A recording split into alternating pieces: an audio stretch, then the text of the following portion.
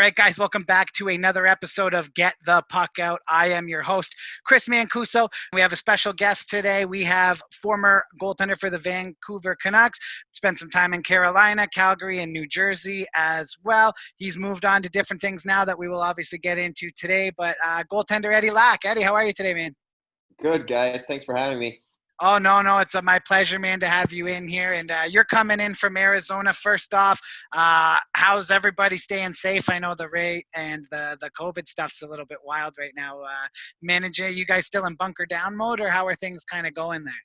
Yeah, I mean, it kind of feels like we never left the bunker down mode. I mean, we were out to like a few restaurants and everything before the bars and everything closed down again. But I mean, we haven't done a ton the last 4 months here. So yeah, we're just trying to do as much as we can from home and stay away from people.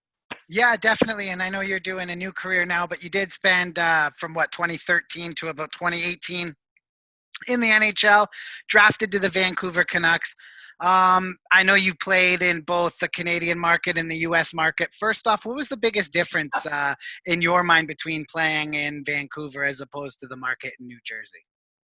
I don't know. I feel like the pressure is like always going to be a lot in Canada. People care. There's way more people that care. I mean, hockey is like so big there compared to some places in like the United States. I mean, Jersey cares too, but it's like there's so many other sports to keep track on when you're in the States, and like you don't get recognized that well when you walk like in the city and everything like that, right? So I personally like the pressure. I personally liked just being in the Canadian market and everything, and that was something that I enjoyed when I played. No, definitely, man. That's awesome. And you were born in Sweden. Obviously, a great hockey. The hockey development comes out of Sweden. Many great players. Growing up, who is someone Swedish-born that meant a lot to you? I started playing because of when Sweden won the Olympics in '94, and Peter Forsberg had that goal on Corey Hirsch, and Tommy Salo made like a huge save in the shootout too. I remember. So those are like the two biggest ones that I loved growing up. And then when I became like 15 or 16, that's when Henrik Lundqvist kind of started like emerging and everything with Frölunda there. So he was like another guy that I really looked up to. What made you want to play goalie of all the positions? Like what drew you to playing goalie? Was that Salo or somebody you looked up to, or was that just sometimes it's as simple of a team just needs a kid who's willing to throw the pads on, and that's how it started. But how did it all start for you? Yeah, so from what I remember, I was younger than everyone when I started, and they all been going through like skating school and everything before, and I was just kind of like thrown into that. And I remember that I wasn't the best skater, and I think that just first time trying like the goal equipment and everything, that was more fun for me. And I kind of saw like one way that I could contribute to like the team a little bit more than I was at that time. Yeah, definitely, right? So being the young guy, put yourself in the net, strap the pads on, show them that you're man enough to take the shots. I get it. That makes complete sense. So what age did you actually start playing goaltender at? How old were you? Six. I was 6. Oh, okay. So you started 6 years old, played in Sweden. Then you have a long career. You end up in Vancouver. When you get to Vancouver in 2013, Roberto Luongo's still there, correct? Yeah. And what was that like? Being alongside him, and what was he a big help? I know he's a super outgoing guy, but obviously you would know him more on a personal level. Yeah, no, I loved playing with Lou, like especially just like my first training camp. He was my roomie and everything, and I feel like he was one of those guys that kind of took me under his wing and just like showed me what it was like playing in North America and like being a pro and everything like that. So yeah, I loved playing with Lou. I still have a great relationship with him, and he's for sure one of my favorite teammates that I've ever played with. Yeah, definitely. And I mean, I think that he's one of those guys, very much like someone else I've spoken to, like Jerome McGinley, where the guy you see on the TV and with the media is just the guy exactly who he is. Seems like a fun, loving, down to earth dude. So I'm not surprised to hear that. Exactly. Roberto Luongo's a favorite of yours. So let's shift things into now. You see the NHL, all this pandemic stuff, COVID-19. We have a 24-team return to play tournament. Now, what are your thoughts on a 24-team tournament to begin with, given the juncture of the season in which everything closed? Do you think that was the right decision, or do you think it's a little too non-traditional?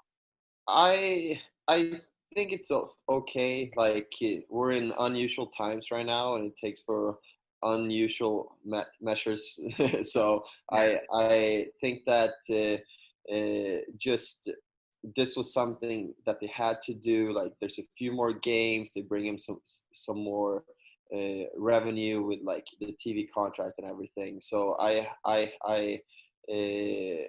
think that this is more fair. Like I uh, don't think that they could have done it like anyway to have it like 100% fair. Like some people are always gonna complain. Like Buffalo was like 1 point out now, so they're obviously gonna complain and stuff like that, right? So, but I think just overall this is the best way that they could have done it.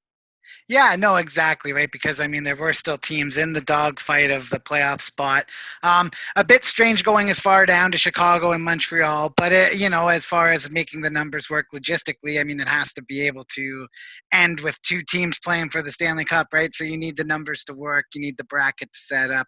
I like you nailed it perfectly on the head. Unprecedented times call for unprecedented solutions, and that it is. The one thing I will say so far from this NHL offseason that has rubbed many people the wrong way was the results of the draft lottery. Now, the first overall pick is going to be going to one of the 8 teams that get eliminated in this first play-in round. What did you think about not knowing the draft lottery after an hour draft lottery special? That is a little weird. Like Yeah. I think that they could have done it like somehow where you at least know that the top 2 teams are like one of the teams not making the playoffs, right? But I mean that's like what's charming about the NHL too, and it gets people talking and it gets people's blood boiling and opinions out, right? So I mean mission accomplished for Gary Bettman for sure. Yeah, you know what? If it did anything, it drew a huge response from fans. Got people talking about the game, which before they just announced this CBA extension here yesterday and the hub cities and all that, there wasn't a whole hell of a lot to talk about before that. So I guess that kind of makes sense as to why that happened. Now, Eddie, you play a position, goaltender, that obviously comes with an immense pressure. Anybody who played hockey growing up, and I did, knows that the easiest position in the world to try to throw the blame on, especially in junior hockey, is your goaltender growing up. What advice would you give to a young 6-year-old Eddie Läck now about playing the goaltending position that maybe the advice you didn't get as a young guy? What's the most important thing to being a successful goaltender? I just wish that I started taking care of my body like a little bit younger and like knowing what I know now and like what you can prevent with like the hips and everything. I mean, that's obviously why I stopped playing and just uh, knowing what I know now to kind of tell my younger self to like start just prehabbing and everything early, right? And otherwise, like mentally and everything going into playing the position, I think that I always had like the right attitude for it and just trying to have fun out there and just like playing the game that I wanted, right? And I think looking back at it, that's something that I'm proud of, that I like accomplished my goals on my terms too. Yeah, definitely. Right. So one of those things you got to keep yourself focused and take care of your body, listen to your body, right? Like you said, if you knew now what you knew then, who knows if you'd still be playing or not. Little rehab work on the hips. And anybody who knows you're a butterfly goalie, you spend a lot of times up and down, up and down. And like anybody, eventually you're bound to feel it. So now you don't play hockey. You've jumped into the real estate market. What was attractive to you about hopping into real estate? And how long have you been doing it, and how's it going as opposed to playing in the NHL? Great, great. I mean, I wanted to start something that was really gonna challenge me and like for, force me to start something new, right? And real estate is something that I've been doing on the investment side for a very long time. Before that, and it's something that my family's been doing back home, and I grew up around it. So I wanted to start my own thing here in Arizona, and yeah, I've been doing it for about 6 months now, and it's been going great. I love it. That's awesome, man. That's awesome and cool. Like, when you play a sport like hockey, sure, you get that contract and that money, but, you have to find ways, and especially with injuries and things like that down the line, right? I mean, what did you play 7, 8 seasons, right? You have to make make money, right? And real estate, there's no better market to do that. Good to see you out in Arizona, still enjoying. So now you come from Sweden. You live Arizona full time, full American citizen now? I have a green card. I'm not a citizen yet. Oh, okay, not a citizen. Is that something you plan on doing, or do you just keep rocking the green card status, or is that something that can run out?